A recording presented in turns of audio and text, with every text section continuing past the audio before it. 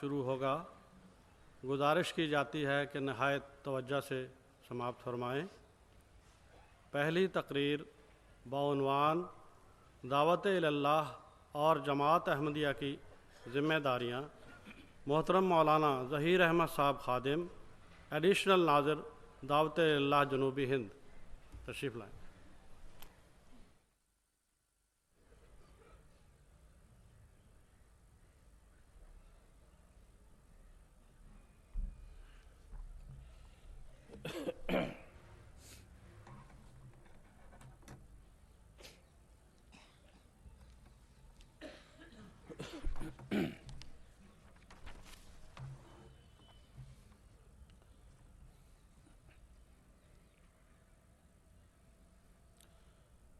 أشهد أن لا إله إلا الله وحده لا شريك له وأشهد أن محمدًا عبده ورسوله أما بعد فأعوذ بالله من الشيطان الرجيم بسم الله الرحمن الرحيم ادع إلى سبيل ربك بالحكمة والموعظة الحسنة وجادلهم بالتي هي أحسن إن ربك هو أعلم بمن ضل عن سبيله وهو أعلم بالمهتدين۔ سورہ نحل آیت نمبر 127۔ ترجمہ اس کا یہ ہے: اے رسول، تو لوگوں کو حکمت اور اچھی نصیحت کے ذریعہ اپنے رب کی طرف بلا، اور اس طریق سے جو سب سے اچھا ہو ان سے ان کے اختلافات کے متعلق بحث کر۔ تیرا رب ان کو بھی جو اس راہ سے بھٹک گئے ہیں سب سے بہتر جانتا ہے، اور ان کو بھی جو ہدایت پاتے ہیں۔ پھیلائیں گے صداقت اسلام کچھ بھی ہو، جائیں گے ہم جہاں بھی کہ جانا پڑے ہمیں۔ پرواہ نہیں جو ہاتھ سے اپنے ہی اپنا آپ حرف غلط کی طرح مٹانا پڑے ہمیں۔ محمود کر کے چھوڑیں گے ہم حق کو آشکار، روئے زمین کو خواہ ہلانا پڑے ہمیں۔ کلام محمود۔ محترم صدر اجلاس و سامعین کرام، قرآن مجید کے مطابق دعوت اللہ انبیاء علیہم السلام کا کام ہونے کی وجہ سے ایک عظیم الشان کام ہے۔ اللہ تعالیٰ انبیاء علیہم السلام کو دنیا میں توحید خالص کے قیام کے لیے مبعوث کرتا ہے۔ دنیا میں جس قدر بھی انبیاء آئے ہیں سب نے لوگوں کو ان کے خالق کی طرف بلایا ہے کہ تمہارا معبود حقیقی خدا تعالیٰ ہے، صرف اس کی عبادت کرو اور اس پر اس کے تمام تر قدرتوں اور صفات کے ساتھ ایمان لاؤ۔ سامعین کرام، جس آسن طریق پر اور بدرجہ اولا یہ کام ہمارے آقا و مولا سیدنا حضرت رسول پاک صلی اللہ علیہ وسلم نے کیا ہے اس کی نظیر نہیں مل سکتی۔ آپ کا اہم منصب بطور نبی اور رسول یہی تھا کہ آپ اللہ کے حکم کے مطابق بنی نوع انسان کو خدا کی طرف بلائیں۔ قرآن شریف میں آپ کا یہ مقام داعین اللہ باذن ہی بیان کیا گیا ہے۔ آپ ہی کائنات کے وہ بہترین وجود تھے جنہوں نے دنیا کو محض خدا کی طرف بلایا ہی نہیں بلکہ خدا کے حکموں پر خود عمل کر کے بھی دکھایا اور ثابت کیا کہ آپ ہی سب سے بڑھ کر خدا کے فرما بردار ہیں۔ آپ ہی تھے جنہوں نے بلغ یعنی پیغام پہنچا دو کے حکم کی تعمیل میں حق کے تبلیغ ادا کر کے دکھایا۔ آپ نے مخفی طور پر بھی دعوت اللہ کا فریضہ سر انجام دیا اور اعلانیہ بھی۔ دن کے وقت بھی دنیا کو خدا کی طرف بلایا اور رات کو بھی۔ بنی انسان کا گہرا درد آپ کے سینہ میں موزن تھا، جس کی بنا پر آپ ہر ایک کو اسلام کی تبلیغ کرتے تھے۔ آپ نے غرباء اور فقراء کو بھی پیغام پہنچایا، بادشاہوں اور امراء کو بھی دعوت حق دی۔ ان کی طاقت و سطوت شاہانہ سے کبھی مروب نہیں ہوئے، ہمیشہ قرآنی تعلیم کی تبلیغ حکمت اور استقلال کے ساتھ فرماتے رہے۔ آپ کا اوڑھنا اور بچھونا دعوت اللہ ہی تھا۔ نبی کریم صلی اللہ علیہ وسلم کے سینہ میں دعوت اللہ کا جو درد تھا اور دنیا کی ہدایت کی جو فکر تھی، اس کا اندازہ آپ کے ارشاد سے ہوتا ہے کہ لوگوں، میری اور تمہاری مثال اس شخص کی سی ہے جس نے روشنی کی خاطر آگ جلائی، پروانے اور کیڑے مکوڑے اس پر آ کر گرنے لگے، وہ انہیں پرے ہٹاتا ہے مگر وہ باز نہیں آتے اور اس میں گرتے چلے جاتے ہیں۔ میں بھی تمہاری کمر سے پکڑ کر تمہیں آگ میں گرنے سے بچانا چاہتا ہوں، اور تم ہو کہ دیوانہ وار اس آگ کی طرف بھاگے چلے جاتے ہو۔ بخاری۔ خدا کا پیغام پہنچانے کی خاطر رسول پاک صلی اللہ علیہ وسلم نے حکمت کے تمام راہیں اختیار کیں، ہمیشہ نرم زبان استعمال کی، عمدہ نصیحت کے ذریعہ دنیا کو اسلام کے حسین پیغام کی طرف بلایا، بشارتیں اور خوشخبریاں دے کر بھی دعوت دی، اور عذاب الہی سے ہوشیار کر کے اور ڈرا کر بھی دنیا کو متنبع کیا، مگر ہمیشہ تواضع اور عاجزی کی راہ اختیار کرتے ہوئے اتمام حجت کی۔ آپ کی ایک حکمت عملی یہ بھی تھی کہ مشترک قدروں سے بات کا آغاز فرماتے، ہمیشہ توحید کا پیغام مقدم رکھتے تھے، جہاں وہ ضروری ہوتا تالیف قلب کے ذریعہ بھی تبلیغ کا حق ادا کرتے۔ اس راہ میں آپ نے دکھ سہے، تکالیف بھی برداشت کیں، ماریں بھی کھائیں اور گالیاں بھی سنیں، مگر ہمیشہ صبر کیا اور کمال استقامت کے ساتھ اپنی بیسک کے دن سے لے کر اس دن تک کہ دنیا سے کوچ فرمایا، خدا کا پیغام پہنچانے میں کبھی سست ہوئے نہ ماندہ۔ معزز سامعین، افراد جماعت احمدیہ جو اپنے آقا و مطاع سیدنا حضرت رسول پاک صلی اللہ علیہ وسلم سے جی جان سے بڑھ کر محبت کرتے ہیں اور اتباع رسول ہی کو محبت الہی کے حصول کا ذریعہ جانتے ہیں، دعوت اللہ کے اہم ذمہ داریوں کو ادا کرنے کے لیے اسی لاہ عمل کو اپنانا ہوگا جو ہمارے آقا و مطاع کا تھا۔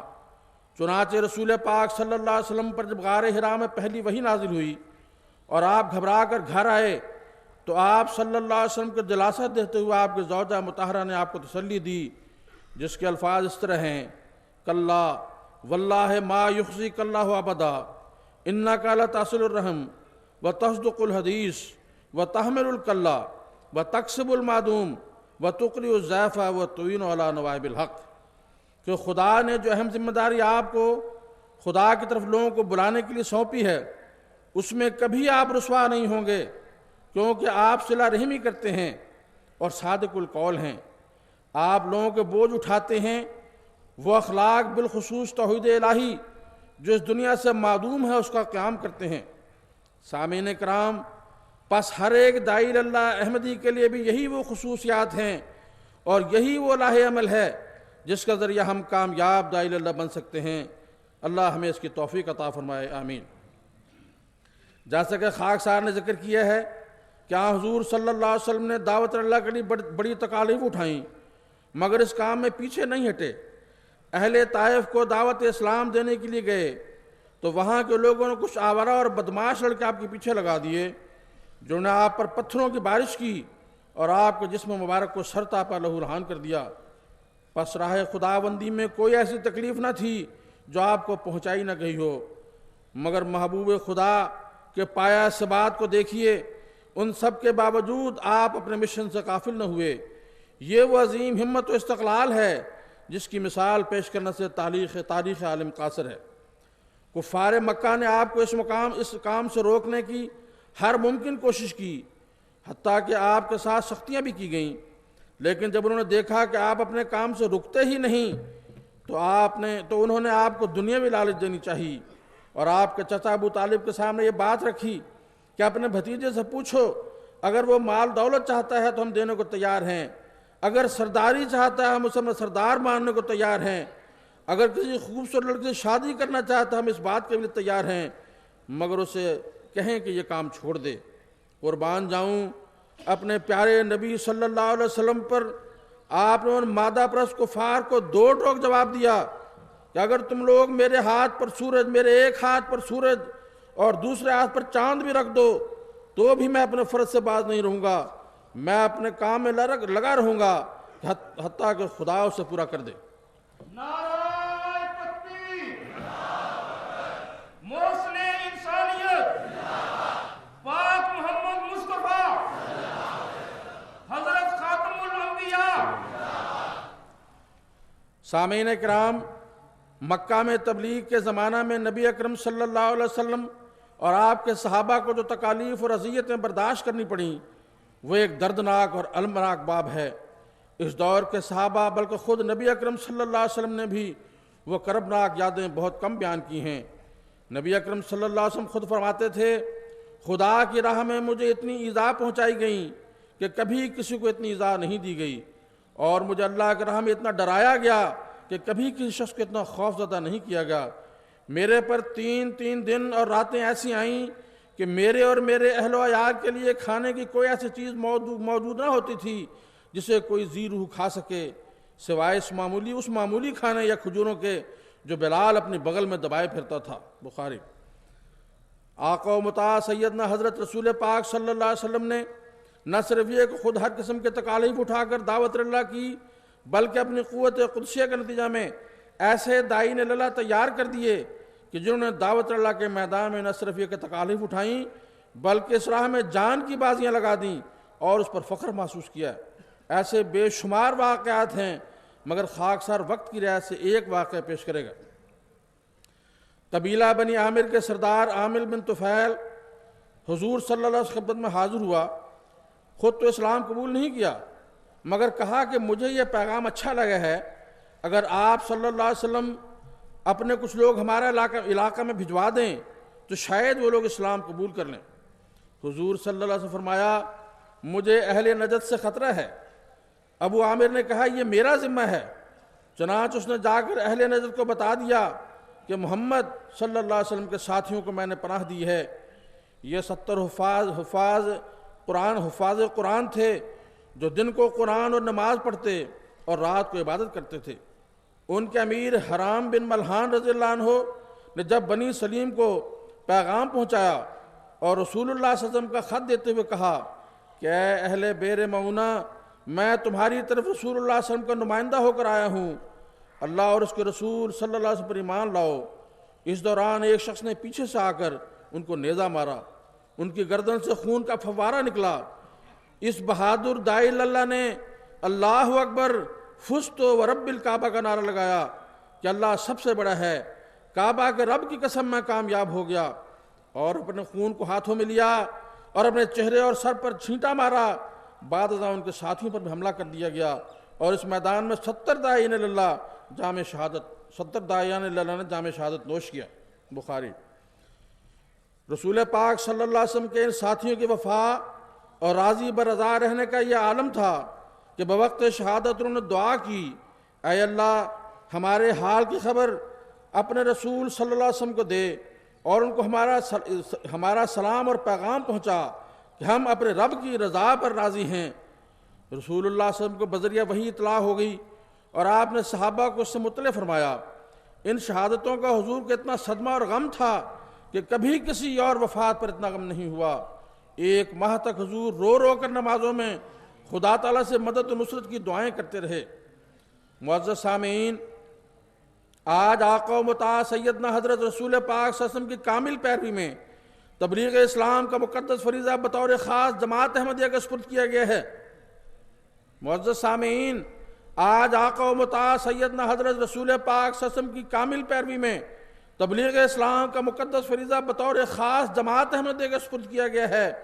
سیدنا حضرت رسول پاک صلی اللہ علیہ وسلم کے عاشق صادق سیدنا حضرت مسیح موعود علیہ السلام اور آپ کے خلفائے کرام نے متعدد بار یہ امر تاکیداً بیان فرمایا ہے کہ اس زمانے کا اصل اور حقیقی جہاد یہی ہے کہ اسلام کو ساری دنیا میں روحانی طور پر غالب کر دیا جائے۔ ظاہر ہے کہ اس مقدس جہاد میں عملاً شامل ہونا نہ صرف اپنے فرض منصبی کو ادا کرنا ہے، بلکہ ہر احمدی کی حقیقی سعادت اور خوشبختی اسی میں ہے کہ وہ کامیاب داعی اللہ بن جائے۔ یہ عظیم مقصد کیسے حاصل کیا جا سکتا ہے؟ اس کا ایک ذریعہ یہ ہے کہ ہم ان مقدس بزرگوں کی تحریرات اور ارشادات سے استفادہ کریں جو خدائی نور سے منور ہوئے اور اس نور کے برکت سے ہمارے لیے بھی کامیابی کی راہیں متعین کیں، ہمارے لیے کامیابی کی نورانی راہیں متعین کیں۔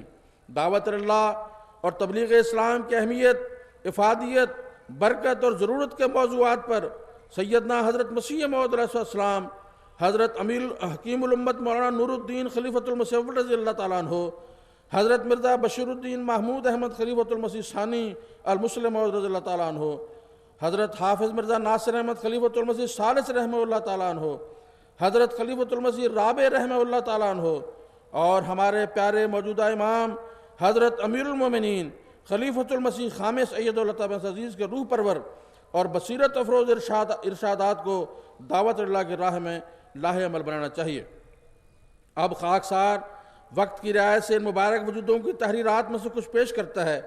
مجھے پوری امید ہے کہ ان نورانی بزرگوں کی یہ بابرکت تحریریں ہر سننے والے احمدی کے دل میں دعوت اللہ سے متعلق عظیم ذمہ داریوں کے جذبات کو نہ صرف اجاگر کریں گی بلکہ ولولہ پیدا کریں گی کہ ہر فرد جماعت تبلیغ اسلام کے جذبہ سے سرشار ہو کر دعوت اللہ کے میدان میں اتر پڑے اور اپنے آپ کو واقعہ میں ایک سچا اور اطاعت شعار احمدی ثابت کر دے۔ خدا کرے کہ ایسا ہی ہو، آمین۔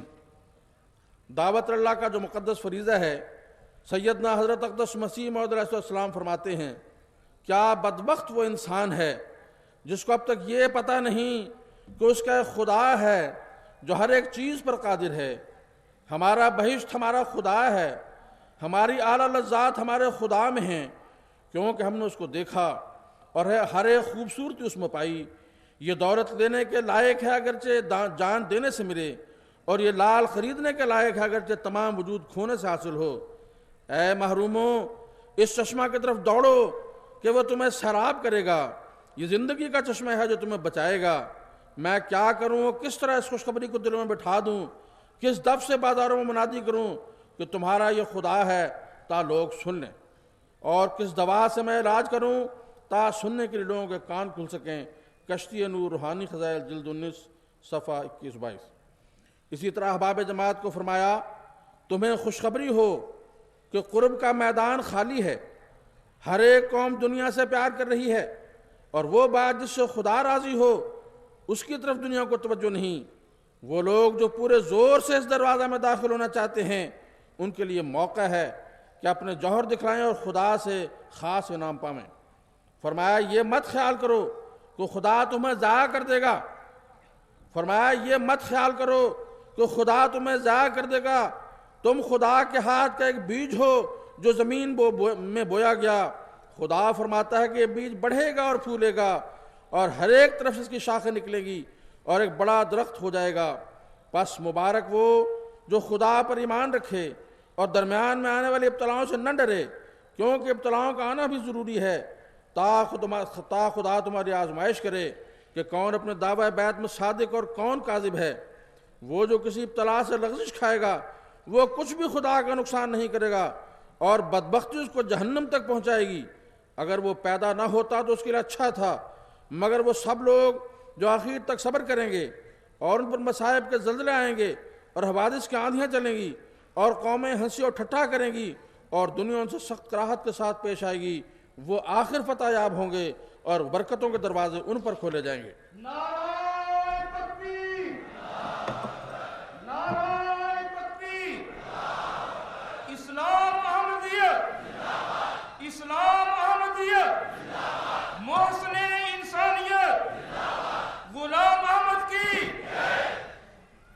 حضور نے ہر اس درخت کا جو جماعت کے آئندہ مسائی کا مظہر بننے والا تھا بیج بویا، اور جماعت کی ہر پہلو پر رہنمائی فرمائی، جماعت کی تربیت کے مختلف پہلوؤں پر روشنی ڈالی، اور جماعت کو ان راہوں پر گامزن کیا جو قومی سربلندی کے لیے بہت ضروری ہیں۔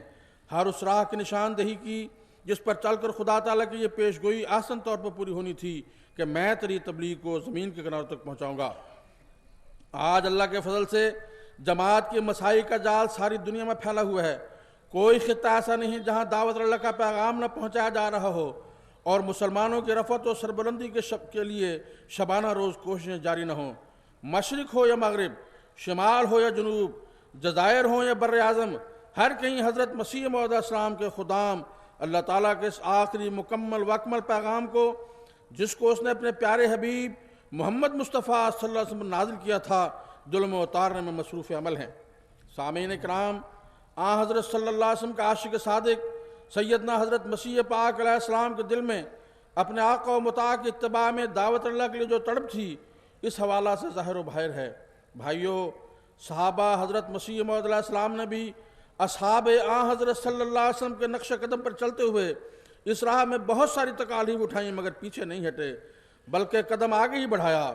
وقت کی رعایت سے اس موقع پر صحابہ حضرت مسیح موعود علیہ السلام کے بے شمار واقعات میں سے بھی صرف ایک کا ذکر ازدیاد ایمان اور دائر اللہ کے دلوں میں حرارت پیدا کرنے کے موجب ہوگا۔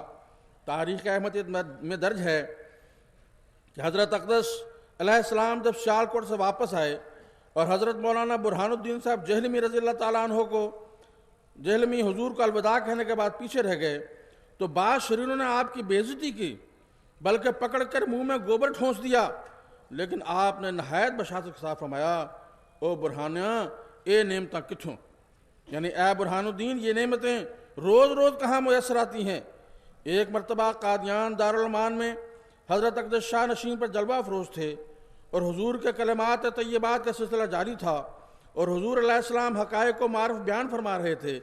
حضرت مولوی نور الدین صاحب رضی اللہ تعالیٰ عنہ، حضرت مولوی عبدالکریم صاحب رضی اللہ تعالیٰ عنہ اور دوسرے بزرگ بھی مجلس میں بیٹھے ہوئے تھے کہ مولوی صاحب نے زار و قطار رونا شروع کر دیا اور بے اختیاری کی وجہ سے ہچکی بن گئی۔ حضرت اقدس نے پوچھا، کیا بات ہے، آپ کیوں روتے ہیں؟ لیکن حضور جتنا پوچھتے آپ اتنا ہی زور سے رونے لگ جاتے۔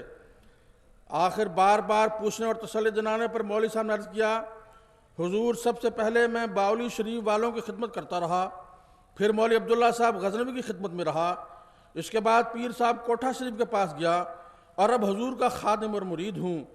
خدا تعالیٰ کا مسیح آ گیا ہے، یہ خدا تعالیٰ کا فضل ہے کہ اس نے مجھے ایمان لانے کی توفیق عطا فرما دی، لیکن میں دیکھتا ہوں کہ میرے پاس کچھ بھی نہیں کہ اسلام کے لیے قربان کر سکوں۔ حالانکہ وہ غریب ہی اسی لیے ہوئے تھے کہ احمدی ہو گئے تھے۔ ہم سنا کرتے تھے کہ مسیح آئے گا تو خزانے لٹائے گا، اور حضور نے خوب خزانے لٹائے۔ پھر کہنے لگے کہ میں تو پھر بھی جھڈو کا جھڈو، بے وقوف، یعنی اب تک ناکارہ اور ناکارہ ہوں۔ یہ کہہ کر پھر چیخیں مار کر رونے لگے۔ اس پر حضور نے نہایت شفقت اور محبت سے فرمایا، آپ گھبرائیں نہیں اور کوئی فکر نہ کریں، آپ نے جہاں پہنچنا تھا پہنچ گئے، اب رونے دھونے کی ضرورت نہیں ہے۔ مولوی صاحب جب بھی قادیان آتے تو حضرت مسیح موعود علیہ السلام یہ خواہش کا اظہار ضرور فرماتے کہ آپ قادیان میں ہی آ جائیں، مگر مولوی صاحب عرض کرتے کہ حضور میں نالائق ہوں، اس قابل نہیں کہ حضور کی خدمت کر سکوں، الٹا اپنا بوجھ آپ پر ڈالوں۔ مولوی صاحب قادیان سے واپسی پر ہمیشہ امرتسر، لاہور وغیرہ احمدی جماعتوں کا دورہ کرتے اور اپنے دوستوں کو تبلیغ کرتے ہوئے جہلم آتے۔ تاریخ احمدیت جلد دوم صفحہ 410۔ آسمان پر دعوت حق کے لیے ایک جوش ہے، ہو رہا ہے نیک تبوں پر فرشتوں کو عطار، باغ میں ملت کے ہے کوئی گل رانہ کھلا، آئی ہے باد صبا گلزار سے مستانہ وار، اب اسی گلشن میں لوگو راحت و آرام ہے، وقت ہے جلد آؤ اے آوارگان دشتخوار۔ نعرہ تکبیر، نعرہ تکبیر، اسلام احمدیت، اسلام احمدیت۔ سامعین اکرام، دعوت اللہ کے سلسلہ میں سیدنا حضرت اقدس مسیح موعود علیہ السلام کے اپنی تڑپ ملاحظہ فرمایا ہمارے اختیار میں ہو تو ہم فقیروں کی طرح گھر بگھر پھر کر خدا تعالیٰ کے سچے دین کی اشاعت کریں، اور پھر اس راہ میں اور پھر اس ہلاک ہونے والے شرک اور کفر سے جو دنیا میں پھیلے ہوئے لوگوں کو بچائیں اور اس میں زندگی ختم کر دیں، خواب مارے ہی جائیں۔ ملفوظہ جلد سوم صفحہ 391۔ اب خاکسار حضرت خلیفۃ المسیح اول کے جوش دعوت اللہ کے بارے میں کچھ عرض کرتا ہے۔ حضرت خلیفۃ المسیح اول رضی اللہ تعالیٰ عنہ کے جوش دعوت اللہ کے بارے میں حضرت شیخ یعقوب علی صاحب تراب لکھتے ہیں، چوٹ اور اس کی تکلیف، کم خوابی اور اس کا کرب، ضعف اور ناتوانی ایک طرف، مگر اس حالت میں دعوت اللہ کا جوش ایسا ہے کہ برادرم مفتی محمد صادق صاحب واپس آئے تو بڑے شوق کے ساتھ ان کے حالات سفر کو غیر معمولی طور پر سنا، اور تبلیغ کا جو کام ان حصوں میں ہوا اس کی تفصیل معلوم کر کے بہت خوش ہوئے۔ پھر خواجہ صاحب یعنی خواجہ کمال الدین صاحب جب پہلی مرتبہ عیادت کے لیے آئے تو انہوں نے ذکر کیا کہ علی گڑھ میں جو لیکچروں کا انتظام ہوا ہے اس میں پہلا لیکچر میرا ہے۔ صاحبزادہ آفتاب احمد خان صاحب کا تار آیا تھا، مگر حضور کی ناسازی تباہ کے باعث میں نے انہیں اطلاع نہیں دی۔ میں نے انہیں اطلاع دی کہ میں نہیں آ سکتا۔ اس پر انہوں نے بذریعہ تار حضور کی عادت کی ہے اور مجھے بلا کر کہا کہ جب تک حضرت کی طبیعت درست نہ آؤ۔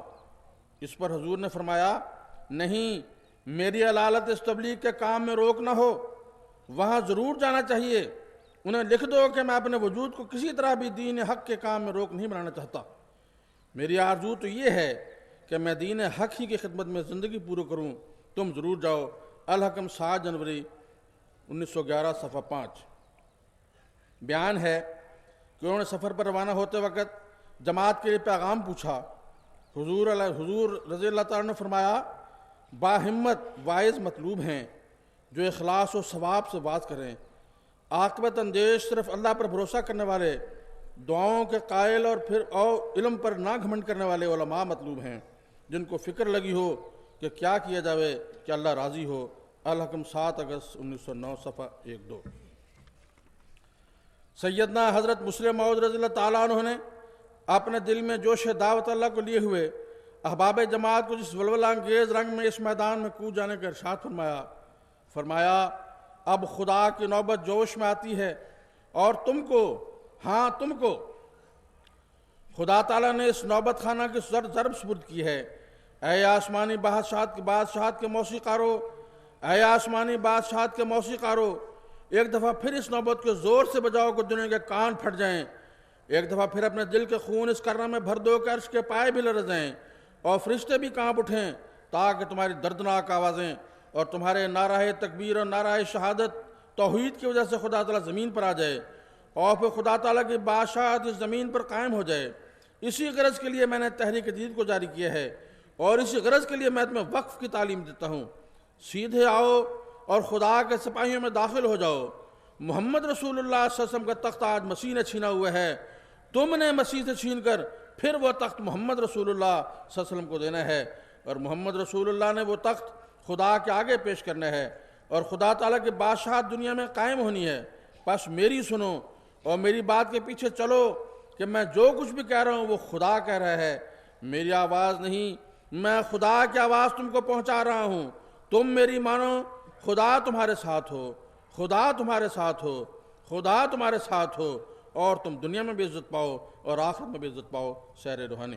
نعرہ تکبیر، نعرہ تکبیر، اسلام احمدیت، اسلام احمدیت، خلافت احمدیہ، خلافت احمدیہ، غلام احمد کی، غلام احمد کی۔ اسی طرح فرمایا، بس دعوت اللہ میں کامیابی کے لیے اپنے دل میں قلب میں یہ احساس پیدا کرنے کی ضرورت ہے کہ لوگ ہدایت پائیں۔ دیکھو، نبی جو کامیاب ہوتے ہیں وہ بحثوں سے نہیں ہوتے۔ حضرت مسیح موعود علیہ السلام کہاں ہر جگہ بحث کرتے پھرتے تھے، بلکہ انبیاء کو ان کا احساس کامیاب کرتا ہے۔ قرآن کریم میں خدا تعالیٰ رسول پاک کی نسبت فرماتا ہے، لعلک باخع نفسک الا یکونوا مؤمنین۔ محمد صلی اللہ علیہ وسلم میں یہ جوش کہ لوگ مومن ہو جائیں اس قدر بڑھ گیا کہ قریب ہے اپنی جان کو نقصان پہنچا لیں۔ اس سے اندازہ لگا لو کہ آپ کے دل میں کس قدر درد پیدا ہو گیا تھا۔ دعوت اللہ میں کامیابی کا گر یہی ہے کہ انسان اس درد کو لے کر نکلے اور یہ عزم ہو کہ لوگوں کو منوا لینا ہے۔ جب کوئی اس طرح نکلتا ہے تو بڑی بڑی باتیں منوا لیتا ہے، اور جو لوگ اس رنگ میں نکلتے ہیں ان کے متعلق دیکھا گیا ہے کہ ان کے ذریعہ عالموں کی نسبت جن کے مباحثوں میں لوگ واہ واہ کرتے ہیں زیادہ احمدیت داخل ہوتے ہیں۔ بس جب داعی کے دل میں یہ احساس ہو کہ کیوں لوگ حق کی طرف نہیں آتے، کیوں گمراہ ہیں، اس میں کامیاب ہوگا، اسی میں کامیاب ہوگا۔ دعوت میں کامیابی کا یہ ایک ہی گر ہے، اس کے بعد کسی نصیحت کی ضرورت نہیں، باقی نصیحت ہوتی رہیں گی۔ الفضل 29 جنوری 1924۔ وقت کی رعایت سے بہت سارے حوالے چھوڑ دیے ہیں۔ اب میں حضرت خلیفۃ المسیح ثالث رحمہ اللہ تعالیٰ نے داعیان اللہ کو جو نصائح فرمائی ہیں وہ پیش کرتا ہوں۔ فرمایا اپنی تمام عاجزی کے ساتھ، انتہائی انکساری کے ساتھ تم اپنے بھائیوں کے سامنے ان کی ہمدردی اور غمخواری میں جھکے رہو، تمہارا نفس بیچ سے غائب ہو جائے اور تم ہمیں اللہ کی مخلوق نظر آؤ، اللہ تعالیٰ کے حضور اس کے بندے اس کی صفات کا اظہار کرنے والے بن جاؤ، اس کی صفات کا مظہر بن جاؤ۔ جب دل گداز ہو جائے، جب عقلوں میں جلا پیدا ہو جائے، تبھی اپنی ذمہ داریوں کو نبھا سکتے ہو۔ خدا کرے کہ ہم میں ہر شخص مربی بن جائے اور ہر مربی نور فراست اور ایک گداز دل رکھنے والا بن جائے۔ خدا کرے یہ جنت جس کا وعدہ دیا گیا ہے ہمارے اتنے قریب ہو جائے کہ اس دنیا میں بھی اور ہم اس کی خوشبو اور اس کی مٹھاس اور اس کی ٹھنڈک کو محسوس کرنے لگ جائیں، اور ایک اطمینان کے ساتھ ہم اس دنیا سے گزریں۔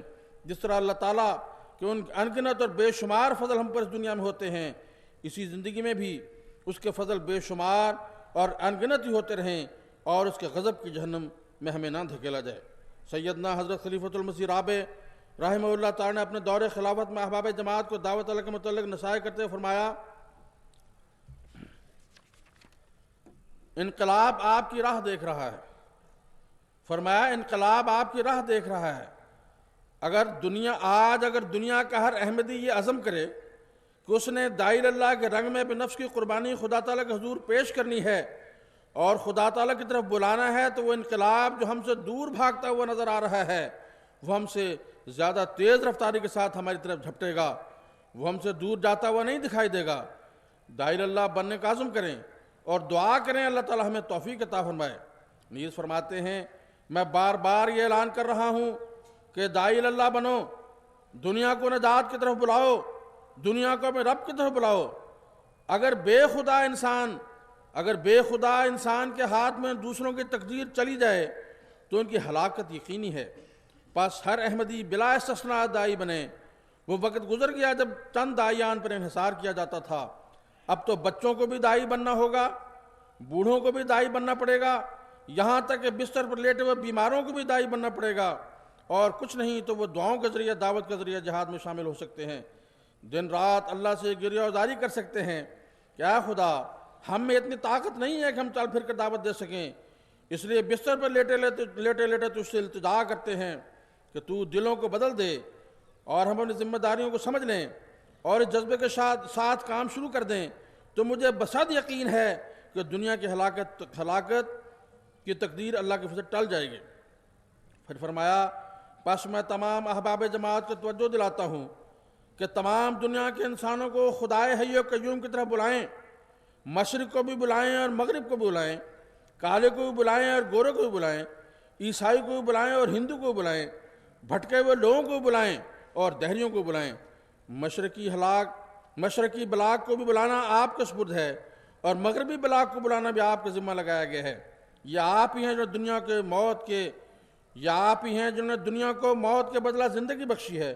اگر آپ نے یہ کام نہ کیا تو مرنے والے مر جائیں گے اور اندھیروں میں بھٹکتے رہ جائیں گے۔ اس لیے اے محمد کے غلاموں اور اے دین محمد مصطفیٰ صلی اللہ علیہ وسلم کے متوالو، اب اس خیال کو چھوڑ دو کہ تم کیا کرتے ہو اور تمہارے ذمہ کیا کام لگائے گئے ہیں۔ تم میں سے ہر ایک داعی ہے اور ہر ایک خدا تعالیٰ کے حضور جواب دہ ہوگا۔ تمہارا کوئی بھی پیشہ ہو، کوئی بھی کام ہو، دنیا کے کسی خطے میں بس رہے ہو، کسی قوم سے تمہارا تعلق ہو، تمہارا ولین فرض ہے کہ دنیا کو محمد مصطفیٰ صلی اللہ علیہ وسلم کے رب کی طرف بلاؤ اور ان کے اندھیروں کو نور میں بدل دو، ان کی موت کو زندگی بخش دو۔ اللہ کرے کہ ایسا ہی ہو۔ خطبہ جمعہ 25 فروری 1983۔ اب آخر میں خاکسار ایک چھوٹا سا اقتباس سیدنا حضرت خلیفۃ المسیح خامس سید اللہ تعالیٰ عزیز کا احباب کے سامنے پیش کر کے میں تقریر ختم کرتا وقت ختم ہوا چاہتا ہے۔ فرمایا دنیا میں ہر احمدی اپنے لیے فرض کر لے، کہ ہم نے سال میں کم از کم 1 یا 2 ہفتے اس کام یعنی دعوت اللہ کے لیے وقف کرنے ہیں۔ یہ 1 یا 2 دفعہ کم از کم اس لیے کہہ رہا ہوں کہ جب ایک رابطہ ہوتا ہے تو دوبارہ اس کا رابطہ ہونا چاہیے۔ اور پھر نئے میدان بھی مل جاتے ہیں۔ اس لیے اس بارے میں پوری سنجیدگی کے ساتھ تمام طاقتوں کو استعمال کرتے ہوئے اپنے آپ کو پیش کرنا چاہیے۔ خطبہ جمعہ 4 مارچ 1983۔ خاکسار اپنی تقریر اپنے پیارے امام کے اس پیغام پر ختم کرتا ہے جو آپ نے شہدائے لاہور کی عظیم شہادتوں کے بعد جرمنی کے جلسہ سالانہ سن 2010 میں اپنے بصورت افروز خطاب کے ذریعہ عالمگیر جماعت احمدیوں کو دیا۔ آپ فرماتے ہیں، پس اے احمدیو تم اس ظلم عظیم پر پریشان نہ ہو کہ الہی جماعتوں سے یہ ہمیشہ روا رکھا گیا ہے۔ ان ظالموں کا معاملہ خدا پر چھوڑ دو۔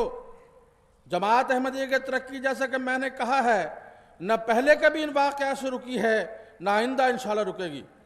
ظالموں کو اللہ پکڑے گا اور ضرور پکڑے گا۔ ہمارا کام خدا تعالیٰ کے سامنے جھکنا اور اس کی رحمت کو جذب کرنا ہے۔ خطاب جلسہ سالانہ جرمنی 27 جون سن 2010۔ اللہ تعالیٰ ہم سب کو دعوت اللہ کے سلسلہ میں اپنی ذمہ داریوں کو سمجھنے اور انہیں احسن رنگ میں ادا کرنے کی توفیق عطا فرمائے۔ آمین برحمتک یا ارحم الراحمین۔ وآخر دعوانا الحمدللہ رب العالمین۔